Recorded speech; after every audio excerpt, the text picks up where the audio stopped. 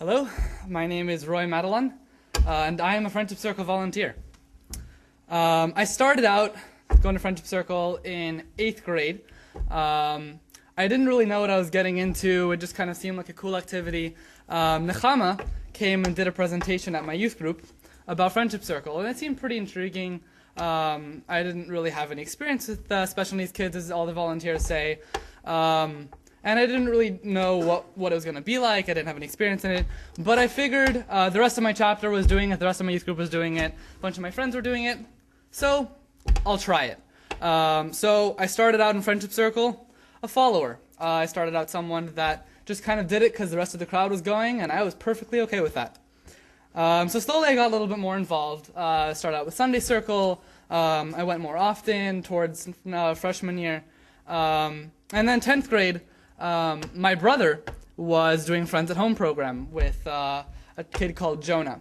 And he was going to college, and he needed someone to replace him. So he asked if I would be interested.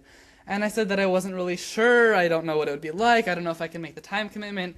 And as any typical teenager, as we've heard so many times tonight, I said, I don't know if I have the time. I don't want to make the commitment. I was pretty hesitant. So I wasn't really sure, but in the end he convinced me. He said, try it. And I said, okay, I'll try it, but I'm not committing to anything. Obviously that trying is already a commitment. Once you say you're going to go for the rest of your life. But I was so happy that he told me to try it, and he offered that position to me, because that's what led into this whole experience, and Friendship Circle being such a huge part of my life.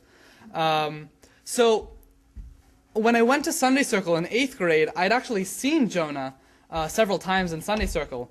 And it was amazing that once I got to start working with him as a sophomore, to see the huge progress from when I saw him in 8th grade to when I saw him when I started working with him as a sophomore.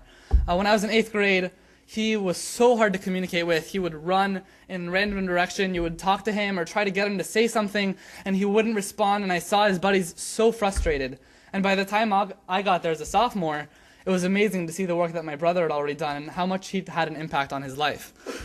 And the beautiful thing with Jonah is that after 3 years of working with him, I still don't know where I've had an influence or what I've done that actually I can say, yeah, he doesn't do that anymore because of me, or yes, he does that because of me. But I know that that doesn't matter at all, because regardless of whether I know what I did or how I affected him, I know that I did. And to me, that's a beautiful thing, that it can't be replaced. Having the knowledge that you really have an impact on someone's life. It's the power of giving, as Mr. Ellman so powerfully stated in his moving speech. So another thing I learned from Jonah, which is very interesting, he plays a race car driving game. A lot of you are familiar with it, at a pizza place.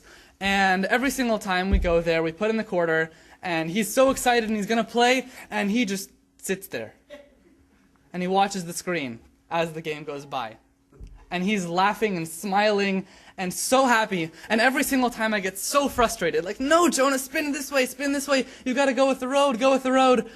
And now I realize how amazing it is that he doesn't care whether he wins. He doesn't care whether he's wasting a quarter.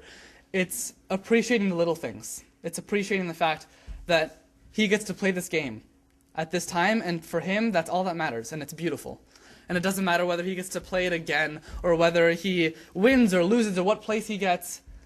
And in that sense, he is that much better than all of the other kids in his classroom, because the rest of them, they care what place they get. They care whether they get first, second, third, or 10th. He doesn't. He's in it for the joy of having fun, for the beauty of having fun. Then came summer camp between my sophomore and junior year. And that was a very challenging experience. At that point, I guess they decided that I had more experience for some reason or another.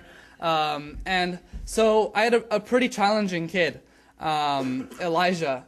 And I think that more than anything taught me